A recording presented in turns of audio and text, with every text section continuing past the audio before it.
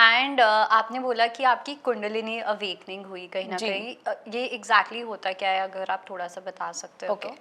तो हमारे जो वेदों में, उपनिषद्स में जितनी भी नॉलेज है, विजडम जिसको हम कहते हैं, वो कुंडालिनी के बारे में बात करता है। तो kundalini is the hidden form of shakti within every human being. इस धरती पर जितने भी लोग हैं उनके अंदर, उनकी बेस ऑफ जो उनकी स्पाइन होती है, स्पाइनल कॉर्ड के नीचे एक एनर्जी है। ये एनर्जी हिडन होती है, ज़्यादातर डॉर्मेंट फॉर्म में होती है। और जब आपको ट्रिगर मिलता है यूनिवर्स के थ्रू, तो ऑल ऑफ अ सडन इस कुंडालिनी की राइजिंग हो जाती है। तो एक तरीके से जिस शक्ति जो आपके अंदर थी, जिसका आपको रियलाइजेशन नहीं था कि क्या है, जब आपका सामना आदि शक्ति से हो, तो आपकी पूरी जिंदगी में पलटफेर होगा। फिर कुछ भी पहले जैसा नहीं रहेगा। तो कुंडालिनी की जब राइजिंग होती है, उसी के साथ, कुंडालिनी के साथ हमारे 7 चक्रास हैं, जो प्राइमरी चक्रास होते हैं, 7 मेजर चक्रास। कुंडालिनी सबसे पहले हमारा जो रूट चक्रा होता है, मूलाधार चक्रा, उसको हिट करती है। और जैसे ही हिट करती है तो आप ये सोचने लगते हैं कि आपको ये रियलाइजेशन होता है कि मेरे अंदर कुछ शक्ति है। आप सबसे बड़ा जो रियलाइजेशन होता है वो ये होता है कि अभी तक आप ये सोचते आए हो कि आप अकेले हो, आप अकेले ही इस धरती पर आते हो और आपको बिना किसी के साथ अकेले ही जाना होता है, बिना कुछ लिए। लेकिन जिस दिन आपको कुंडालिनी शक्ति का रियलाइजेशन होता है, आपको ये समझ आता है कि आप कभी भी अकेले थे ही नहीं। भगवान की शक्ति आप ही के अंदर थी और आप ही को असेंड करने के लिए, आपकी राइजिंग के लिए ही वो अवेकेंड हुई है। कुंडालिनी जो शक्ति है वो इस पूरे ब्रह्मांड की शक्ति है। अगर मैं आपको स्पेसिफिकली बताऊं तो सारे प्लैनेट्स में जितनी भी चीज़ें मोशन में हैं, अर्थ में, धरती में जितनी भी चीज़ें चल रही हैं, गतिमान हैं, उसमें कुंडालिनी है, उसमें शक्ति है। ह्यूमंस के अंदर उसको कुंडालिनी बोला जाता है। नेम की अगर मैं बात करूं, प्लैनेट्स में जो एनर्जी है उसको आप शक्ति कह सकते हैं, और ब्रह्मांड की जब बात करते हैं उसको आदि शक्ति बोलते हैं। तो ये आदि शक्ति के ही फॉर्म्स हैं जो हमें देखने को मिलते हैं। और कुंडालिनी के रियलाइजेशन के बाद ही हम ये समझते हैं कि हम एक सिर्फ शक्ति ही नहीं, उसके साथ जीना, मतलब कुंडालिनी राइजिंग हो गई, अब उसके साथ आपको जीना है। क्योंकि वो हमेशा के लिए आई है, वो जाने के लिए नहीं आई है, वो आपको आपके लाइफ के पर्पस तक लेकर जाएगी। तो उसके साथ आपको अपनी जिंदगी आगे व्यतीत करनी होती है। जी। सो आपने एक बुक भी लिखी है, I think the divine consciousness, Yes. Right? So उसके अंदर ऐसा क्या हुआ दैट एक मोमेंट आया जहाँ पे आपने डिसाइड किया कि नहीं, मुझे ये बुक लिखनी है, एंड ये आपकी स्पिरिचुअल जर्नी के बाद हुआ है, राइट? जी। So this happened in covid time? Yes. Okay, so what was that moment जहाँ पे आपको लगा कि नहीं, you know, there is a calling that I need to do this? Okay. So whenever the Kundalini rises, now when it starts to move through the chakras, okay, there comes a point when it hits the crown chakra. जैसे ही कुंडालिनी हमारे सहस्रार चक्रा को hit करके और piers करते हुए ऊपर निकल जाती है, तो अब जो कुंडालिनी शक्ति है वो भगवान के साथ मर्ज हो रही है। It merges with Shiva, okay. So Shiva is the consciousness and kundalini is the energy of the consciousness, okay? हमारे अंदर जो एनर्जी है, स्पिरिचुअल एनर्जी, वो कुंडालिनी है, और जो कॉन्शियसनेस है वो शिवा है।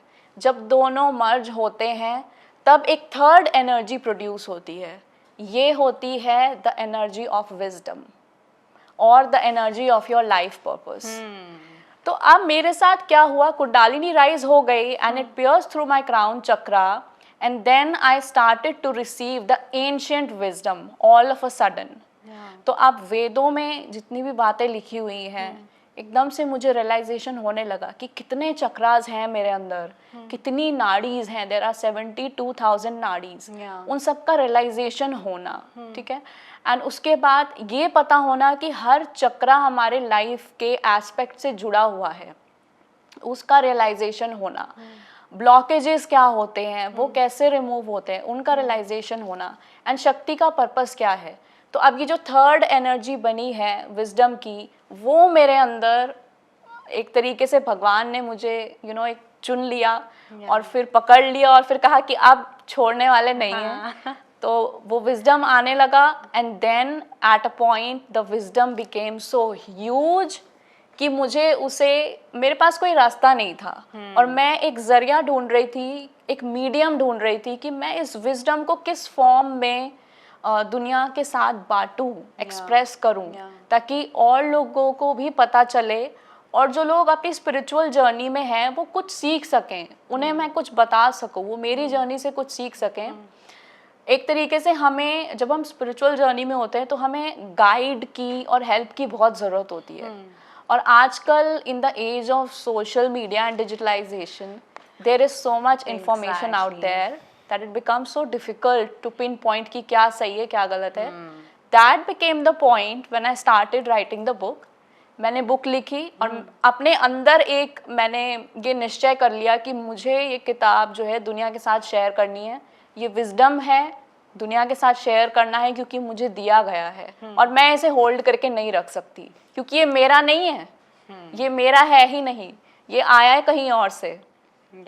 और अगर कहीं और से आया है तो जाएगा भी कहीं और ही। So that became the story of the book, and the book came in 2023, the book of divine consciousness, and now it's out there in the world. And जब आपने ये बुक लिखी तो आपने एक ही गो में लिखी, और like how long it took you to complete the whole book? जी, so it took 1.5 year almost.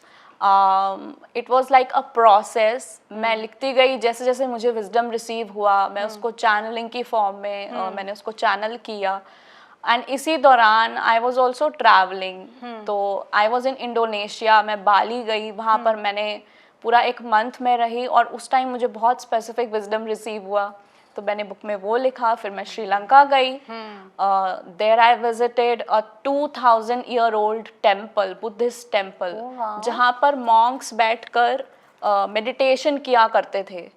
तो वहाँ का विजडम बहुत स्पेसिफिक था, जो कि ग्रिड वर्क से रिलेटेड था। तो मैंने वो भी बुक में लिखा, और ऐसे ऐसे करते करते ही खूब सारे चैप्टर्स बन गए। 36 चैप्टर्स बने बुक के, 50,000 वर्ड्स मैंने लिख दिए, मुझे पता भी नहीं चला कि कैसे लिखे। तो this is how the book came into existence. And कौन कौन से आपने मेजर टॉपिक्स जो हैं जो आपसे बहुत क्लोज हैं एंड आपने अपनी बुक में लिखे हुए हैं? जी, तो पहला जो टॉपिक है जो बहुत ही ज़्यादा क्लोज है वो पर्पस के बारे में है। लाइफ पर्पस क्या होता है, क्या लाइफ पर्पस होता भी है हमारा या नहीं, या हम सिर्फ धरती पर ऐसे ही आ गए हैं बिना किसी मकसद के। वो एक अच्छा टॉपिक मुझे लगता है। और जो दूसरा है वो है कुंडालिनी के बारे में, फिर ट्विन फ्लेम्स के बारे में मुझे लिखना पढ़ना बहुत अच्छा लगता है, मैं उसी के बारे में ज़्यादातर बात करती हूँ। तो ये मेरे फेवरेट चुनिंदा टॉपिक्स हैं। अगर आपको हमारा ये वीडियो पसंद आया हो तो हमारे चैनल जीवांजलि को सब्सक्राइब करें